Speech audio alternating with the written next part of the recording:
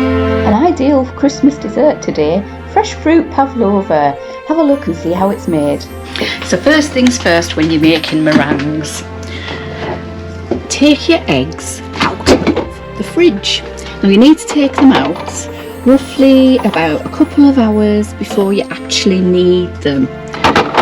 So get your eggs out and let them warm up in your kitchen. Next step, set your oven to gas mark 2. You want it no higher than 170 degrees Celsius. Then taking a piece of baking parchment and a dinner plate and a pen, score round to make a circle on your piece of parchment. Make sure you turn it over so that the ink is on the other side. So first things first with our pavlova.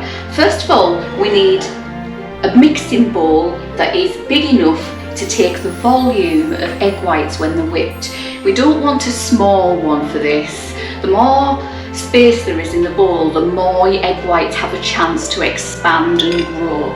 We also need the bowl to be immaculately clean. So the best thing to do is to take some lemon juice and wipe the inside of your bowl with the lemon juice. And what this will do is it'll get rid of all of your fat from inside. Once you've done that, just turn your napkin inside out and dry it off.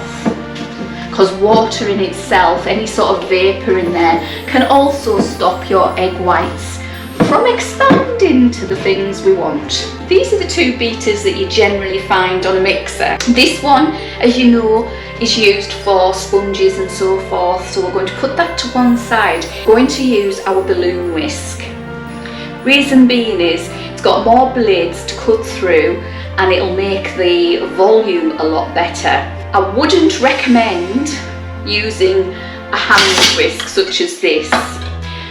This will take you 20 minutes or more. If you have a handheld mixer, that would work great, but unless you're really strong and you do a lot of working out, which as you can tell I do not, then I would stick away from the hand whisk if it was you. Egg whites need to be at room temperature for this to work properly, to get the best volume out of them. And you need to ensure as well when you're doing this that you don't get one, any shell in, but two, more importantly, any egg yolk in. The egg yolk has fat in it, which is why we don't want the egg yolk in it. So we need 250 grams, which is equal to 4 egg whites. There we go, 250 grams. And this is just 2 Chicks Effortless Eggs, free range egg whites these are. These are ideal if you're making meringues and you don't want to waste, I don't know how many egg yolks. Next we need sugar. We need an equal quantity of sugar. And it's going to be caster sugar because it's super fine caster sugar. The granulated variety won't work in this because it's too heavy. 250 grams of caster sugar. Sorry, I know you can't see that. So we're going to start off slowly with our egg whites. We're going to just set it off gently and then gradually build it up.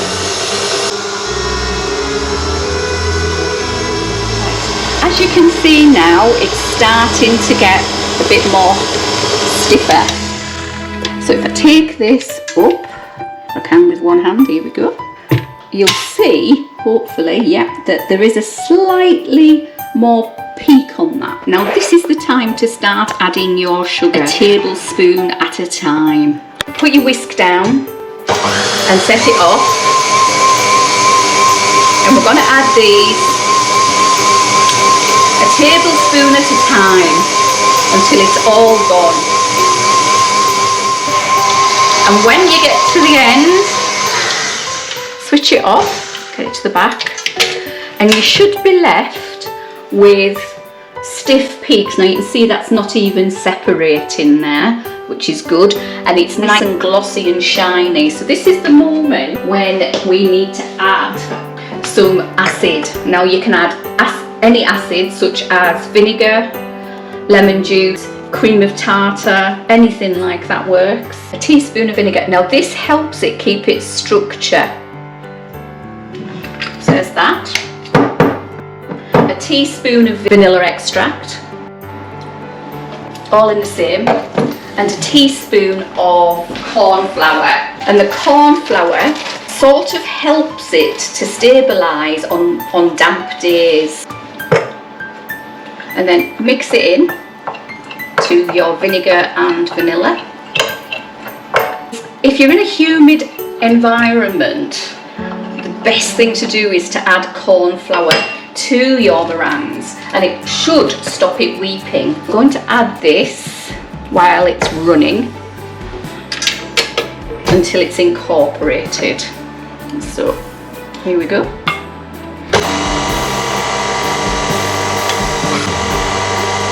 Now you can overmix a pavlova, so please be careful when you're doing this, and you'll know it's overmixed because it'll start to drop, but hopefully it shouldn't do with the vinegar in there. Okay, as you can see, that's a nice sharp edge there, and that's what we're looking for. So taking a baking sheet and that piece of baking parchment that you did earlier. Now a good way of checking whether your meringue's ready or not is to take a piece in your hand and just rub it together, and if you can't feel any sugar, which I can't, then it's ready. What we're going to endeavour to do here is make a circle in the shape that we have marked out for us on our parchment. Let's see if we can get this done without making a mess, which, knowing me, won't be true, but never mind. Lovely pillowy white.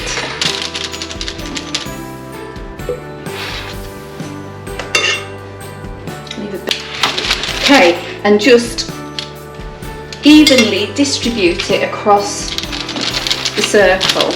And what we're aiming for is a dent in the middle, so we've got like a little volcano going on. Okay, so it doesn't have to be even all the way around, because what we're doing, don't forget, is making it so that it has little crispy bits on it. So the ideal way of doing this is to have it sort of jaggedy at the edges. Doesn't need to be deep in the middle, just enough so that you can put some cream in it when it comes out the oven. So we're aiming for little walls on the sides of this. Okay, as you can see, it's got a bevel in the middle, which is what we're after, a little dip. And we're going to put this in the oven for an hour on gas mark 2, and then I'm going to knock the oven off and leave it in the oven overnight to dry out, and we'll come back tomorrow and see how we've got on. So the timer's gone off, and I'm just going to have a look and see how it's doing, and it looks good. So what I'm going to do is I'm going to knock the oven off. There we go.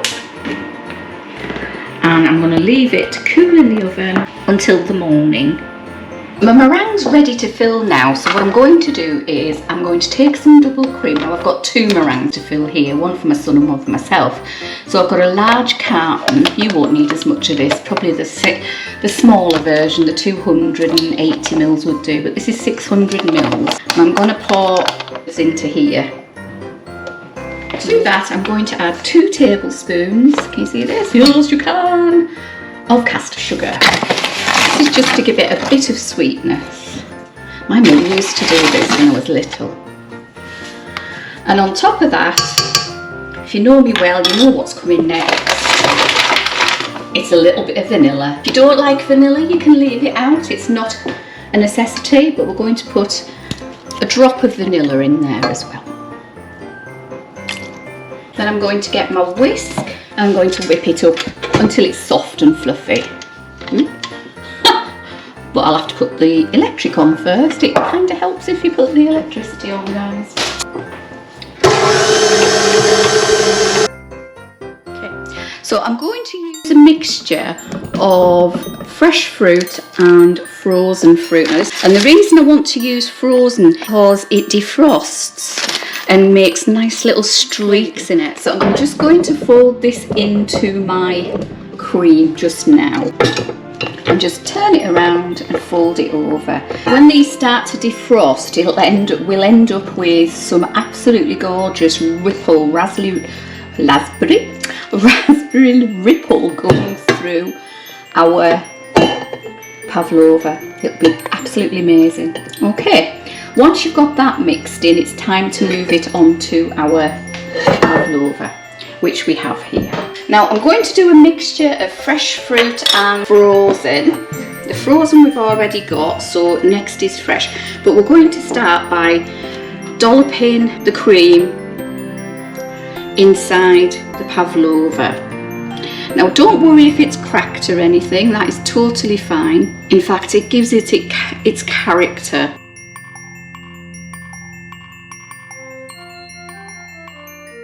Once you've got your cream in, decorate it how you please. Now I've got blueberries and strawberries here. All I've done with the strawberries is quartered them basically. I'm just making a pretty pattern with them on top. Some blueberries in the middle, fresh raspberries. I'm just going to roll them into the middle there. And the fresh ones will just give it a nip of tartness, that's all. And on top of that, the only other thing I'm going to do is add a bit of lemon glaze that I've made.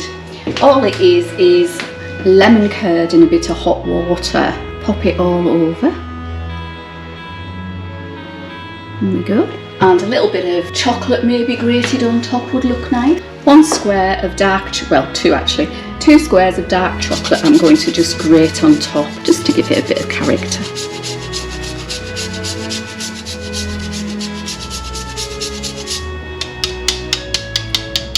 That's my mixed berry pavlova. Enjoy!